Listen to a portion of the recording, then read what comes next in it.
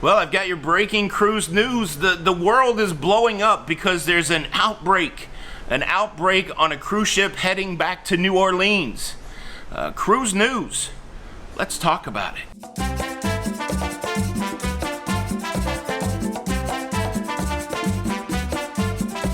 Hey, what's up everybody? Welcome back to Lido, Loca. I'm your host, Tony. I'm here on assignment on the Norwegian Joy in the middle of the ocean. And let me tell you, I had a great first day. I've got a lot to say about Norwegian Cruise Line.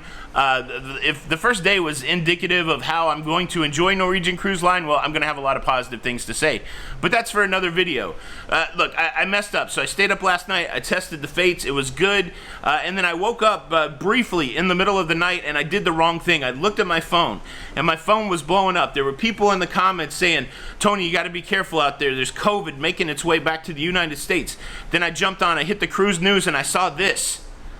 Look at this article after article describing the outbreak of COVID on a cruise ship making its way back to the United States. And I was like, well, what's the hubbub? So I started reading these articles, and I realized they're all based off of one AP article, one Associated Press article. And basically it describes that the health officials in Louisiana have been notified that there are 10 positive cases of COVID on the Norwegian breakaway, and that they are making their way back to New Orleans on its normal schedule. And what are they going to do with the people when they get back to New Orleans? Now, every news outlet that I've seen, they've run with this, they've called it an outbreak, and I call it an outrage. I started getting comments. People are like, do you feel safe? Are you going to be safe? Look, early on when cruising started back in July, I was on a cruise ship that they had 7 positive cases. This has to stop, guys. This has to stop calling things an outbreak. Here's the thing. They're reporting this like there's no plan in place. They're reporting this like there wasn't an 18-month shutdown where the cruise lines had to work with the CDC to determine what would happen if there were cases on board. Look, if you go to the chart that the CDC uses to track COVID cases on cruise ships, you will notice that most active cruise ships have some COVID cases. They use this color system, and if the ship's not red, then it's not a problem. That means that the cruise lines are working with the CDC, and they're perfectly okay with the amount of COVID on the cruise ship. And guess what? When it comes to the NCL breakaway, the 10 cases are within the tolerance. Now look, I hate to interrupt my own rant, especially when I'm going, but if you're getting anything out of this, please consider subscribing. I'm making cruise content for you on a daily basis. Please consider subscribing with the notification bell on. That way you don't miss out on any of these episodes. Today's episode not brought to you by Starbucks, but they have Starbucks on board. Let me get caffeinated for the second half of this rant. Look, I like drama, I like sensationalism, but I don't like sensationalism without substance. And this is not March of 2020, that every time that you hear about a case on a cruise ship that it means something drastic.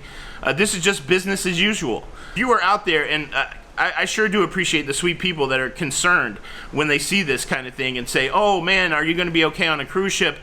This is business as usual for the cruise ships. This is the way the cruise restart has gone. Again, remember, cruising was shut down for a long time, and a lot of that shutdown was the negotiation between the cruise ships, the cruise lines, and the CDC to determine how they would deal with cases on board, and they have a plan in place. There's 1,500 people on the breakaway. 10% of 1,500 is 150.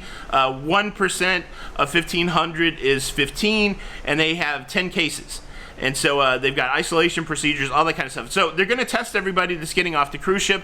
But remember, this is a fully vaccinated cruise. This is the key thing that Norwegian did. They're making sure that everybody is vaccinated. And so, for the most part, people that are vaccinated do not get severely ill with COVID. Sure, you can contract the disease, but you don't end up in the hospital. You don't end up dead for the most part. There's going to be exceptions to that. But, the big promise of the vaccine that's paid off is that people that are vaccinated, when they do contract the coronavirus, they're not going to the hospital. And so the recommendation for the people that are testing positive on this cruise ship is just to go home and self-isolate. So it's not, look, I know I'm a little worked up for cruise day number 2, but I just wanted to share that with you. I wanted to get out in front a little bit of all the hysteria that's going to be coming your way. And if you're the cruise faithful, you know the deal. But if you're somebody that's looking to nitpick about cruising and say this or that, then you know the deal too. Here's a bit of a fodder for your cannon so that you can go and blast cruising. But It's intellectually void. It's emotionally charged.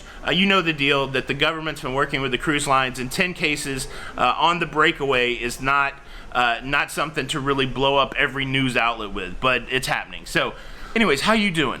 What is it? It is Sunday. I think it's December the 5th? Is it December the 6th? I don't know. Anyways, hope you guys are having a great Sunday. That's the breaking cruise news.